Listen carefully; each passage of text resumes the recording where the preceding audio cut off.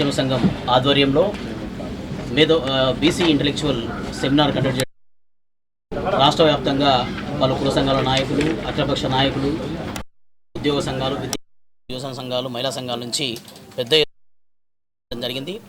ఇది తెలంగాణ ప్రభుత్వం నిర్వహించిన కులగణన పైన ఎంతో గందరగోళం నెలకొన్న పరిస్థితుల్లో మరి దానికి రూట్ మ్యాప్ ఎలా చేయాలి, తదుపరి ఉద్యమ కార్యాచరణ ఎలా ఉండాలన్న విషయం పైన ఈరోజు ఈ సమావేశం జరిగింది.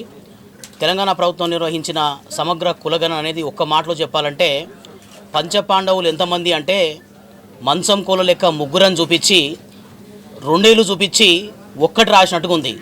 మొత్తం లెక్కలన్నీ కూడా తప్పుల తడక. ఆ విషయాన్ని ప్రభుత్వ వర్గాల్లో ఉన్న పెద్దలు కూడా ఒప్పుకోవడం జరిగింది. మరి తప్పు జరిగిందని ఒప్పుకున్నారు కాబట్టి దానికి సంబంధించిన నివారణ ఏం చేయాలి, ఎట్లా చేయాలి, దానికి సంబంధించిన సవరణ ఎట్లా చేయాలని చెప్పేసి మనం ప్రభుత్వాన్ని దాన్ని ముందుకు తీసుకెళ్తున్నాం.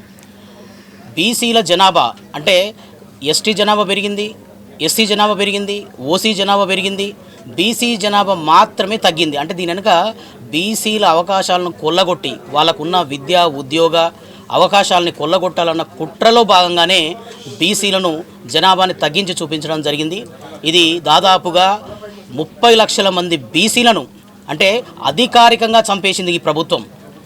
అధికారికంగా చంపేసి వాళ్ళకున్న అవకాశాలు లేకుండా చేసిన ప్రయత్నం కాబట్టి మనం గట్టిగా ఈ సర్వే నివేదిక పైన వాళ్ళను పట్టుబట్టి మళ్ళీ దాన్ని రీసర్వే చేయడమా, లేకపోతే మేము గతంలోనే డెడికేటెడ్ కమిషన్కు వెళ్ళి విజ్ఞప్తి చేయడం జరిగింది.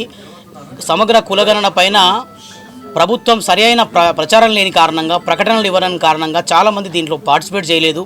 మరి అలాంటి వాళ్ళకి మళ్ళీ ఒకసారి అవకాశం ఇచ్చేటట్టు ప్రభుత్వం ఒక డెడికేటెడ్ డే కులగణన కోసం ఒక ప్రత్యేక సెలవు దినాన్ని ప్రకటించి ఆ రోజు మొత్తం రాష్ట్ర వ్యాప్తంగా అప్పటి వరకు నమోదు చేసుకొని వివిధ కారణాల వల్ల వాళ్ళు బయటికి వెళ్ళడము, ఇంకో ప్రదేశాల్లో ఉపాధి కోసం వెళ్ళడము ఉన్న వాళ్ళందరినీ కూడా అవకాశం ఇచ్చి ఒకరోజు ఏదైనా కారణాల వల్ల మిస్ అయిన వాళ్ళందరినీ కూడా ఒక్కరోజు కార్యక్రమంలో పెట్టి ఈ మిస్ అయిన వాళ్ళందరినీ కూడా చేయాలని చెప్పి డిమాండ్ చేయడం జరిగింది.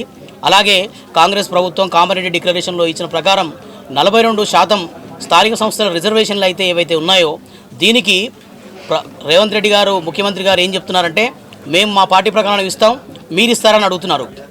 మీ డ్రామాలు ఇక చెల్లవు. మేము మీ పార్టీలను బీఫామ్లు ఇవ్వండి, పార్టీలు టికెట్లు ఇవ్వండి అని చెప్పలే.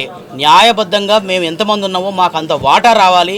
ఆ వాటా ప్రకారం 42% రిజర్వేషన్లు చట్టబద్ధంగా కావాలని చెప్పి మేము డిమాండ్ చేసాం. ఆ డిమాండ్ సాధనకై మీరు ప్రత్యేక సమావేశం ఏర్పాటు చేయండి. మొన్న మీరు ఏదో నివేదిక కోసం ప్రత్యేక సమావేశం ఏర్పాటు చేస్తే మేమందరం ఏమనుకున్నామంటే నివేదికను అసెంబ్లీలో ప్రవేశపెట్టి ఇంకా చట్టం వస్తుంది, మాకు అయిపోయింది 42% అనుకున్నాం.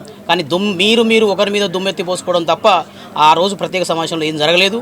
మీరు ప్రత్యేక సమావేశాలు ఏర్పాటు చేయండి, దానిపైన చట్టం చేయండి. ఆ చట్ట ప్రకారం 42% మాకు అందజేసే ప్రయత్నాలు చేయాలి.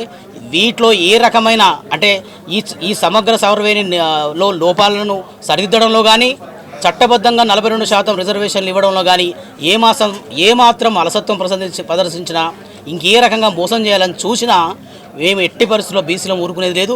జాతీయ బీసీ సంక్షేమ సంఘం తరపున ఇప్పుడే కృష్ణ గారు చెప్పారు, ఈ ఉద్యమాన్ని తీవ్రతరంగా రాష్ట్ర వ్యాప్తంగా తీవ్రతరం చేస్తామని చెప్పి తెలియజేస్తున్నాను.